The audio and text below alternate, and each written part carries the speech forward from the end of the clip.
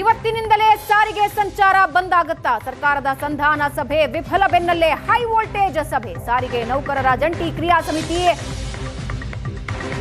Meeting. ಜಂಟಿ ಕ್ರಿಯಾ ಸಮಿತಿ ಸಭೆಯಲ್ಲಿ ಮುಷ್ಕರ ಭವಿಷ್ಯ ನಿರ್ಧಾರ ಆಗುತ್ತೆ. ಸರ್ಕಾರದ ನಿರ್ಧಾರ ನಮಗೆ ಒಪ್ಪಿಗೆ ಇಲ್ಲ ಅಂತ ಈಗಾಗಲೇ ಎಂಡಿ ಸ್ಥಳಕ್ಕೆ ಆಗಮಿಸಿದ್ರು. ಅಕ್ರಮ್ ಪಾಷಾ ಅವರಿಗೆ ತಿಳಿಸಿದ್ದಾರೆ. ಸರ್ಕಾರ ಇವತ್ತು ಸಾಯಂಕಾಲದ ಒಳಗೆ ನಿರ್ಧಾರ ತೆಗೆದುಕೊಂಡಿಲ್ಲ ಅಂದ್ರೆ ನಾವೇನು ಮಾಡಬೇಕು ಅನ್ನೋದ್ರ ಬಗ್ಗೆ ಚರ್ಚೆ. ಜಂಟಿ ಕ್ರಿಯಾ ಸಮಿತಿ ಸಭೆ ನಡೆಸ್ತಾ ಇದ್ದು ಹೈ ವೋಲ್ಟೇಜ್ ಸಭೆ ನಡೀತಾ ಇದೆ. What next? ಮುಂದೇನು ಮಾಡಬೇಕು? ಸರ್ಕಾರ ಒಪ್ಕೊಳ್ಳಿಲ್ಲ ಅಂದ್ರೆ ಬಂದ್ ಈಗಲಿಂದಲೇ ಶುರು ಮಾಡಬೇಕಾ ಅಥವಾ ಕಾಯ್ಬೇಕಾ? ಡೆಡ್ಲೈನ್ ಕೊಡಬೇಕಾ? ಇನ್ನೊಂದು ಸುತ್ತಿನ ಮಾತುಕತೆಗೆ ಹೋಗಬೇಕಾ? ಈ ಎಲ್ಲದರ ಬಗ್ಗೆ ಜಂಟಿ ಕ್ರಿಯಾ ಸಮಿತಿ ಸಭೆ ನಡೆಸ್ತಾ ಇದೆ. ಹೈ ವೋಲ್ಟೇಜ್ ಮೀಟಿಂಗ್ ಇದು ಫ್ರೀಡಂ ಪಾರ್ಕ್ನಲ್ಲಿ ನಡೀತಾ ಇದೆ. ಈಗಾಗಲೇ ಎಂಡಿ ಅಕ್ರಮ್ ಪಾಷಾ ಅವರು ಬಂದರು. ಸರ್ಕಾರದಿಂದ ಏನೇನು ನಿರ್ಧಾರಗಳನ್ನು ತಗೊಂಡಿದ್ದೀವೋ ಅದನ್ನು ನೀವು ಮುಂದೆ ಇಡ್ತೀನಿ ಅಂತ ಮಾಹಿತಿ ಕೊಟ್ಟರು.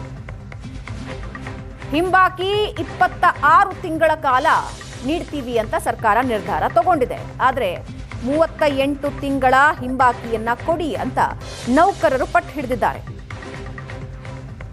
ಕೆಲವೇ ಹೊತ್ತಿನಲ್ಲಿ ಜಂಟಿ ಕ್ರಿಯಾ ಸಮಿತಿ ಸಭೆ ನಿರ್ಧಾರ ಹೊರಗೆ ಬರುತ್ತೆ.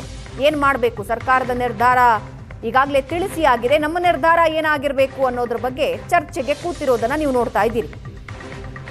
ಫ್ರೀಡಂ ಪಾರ್ಕ್ನಲ್ಲಿ ಪ್ರೊಟೆಸ್ಟ್ ನಡೀತಾ ಇದೆ.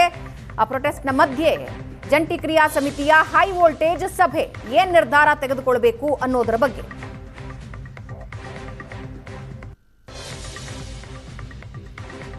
ರಾಮಲಿಂಗಾರೆಡ್ಡಿ ಅವರು ಈಗಾಗಲೇ ಇದರ ಬಗ್ಗೆ ಪ್ರತಿಕ್ರಿಯೆ ಕೊಟ್ಟಿದ್ದಾರೆ.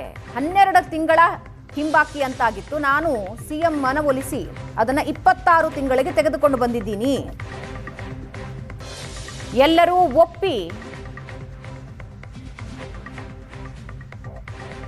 ಸಂಧಾನವನ್ನ ಒಪ್ಕೊಳ್ಬೇಕು ಅಂತ ರಾಮಲಿಂಗಾರೆಡ್ಡಿ ಹೇಳಿದ್ದಾರೆ. ಆದರೆ ಜಂಟಿ ಕ್ರಿಯಾ ಸಮಿತಿ ಸಭೆ ನಡೆಸ್ತಾ ಇದ್ದು ಸರ್ಕಾರದ ನಿರ್ಧಾರ ನಾವು ಒಪ್ಪಬೇಕಾ ಬೇಡವಾ ಅನ್ನೋದರ ಬಗ್ಗೆ ಚರ್ಚೆ ಮಾಡ್ತಾ ಇದ್ದಾರೆ. ಕೆಲವೇ ಹೊತ್ತಿನಲ್ಲಿ ಜಂಟಿ ಕ್ರಿಯಾ ಸಮಿತಿ ಸಭೆಯ ನಿರ್ಧಾರ ಹೊರಗೆ ಬರುತ್ತೆ.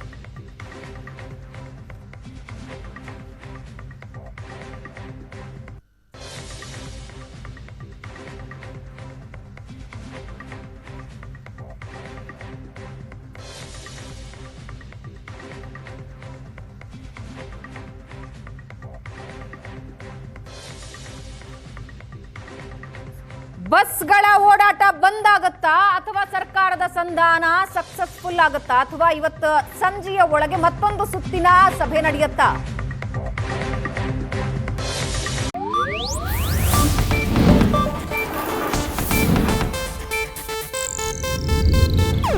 ಇದು ಏಷ್ಯಾನೆಟ್ ನ್ಯೂಸ್ ನೆಟ್ವರ್ಕ್ ಪ್ರಸ್ತುತಿ.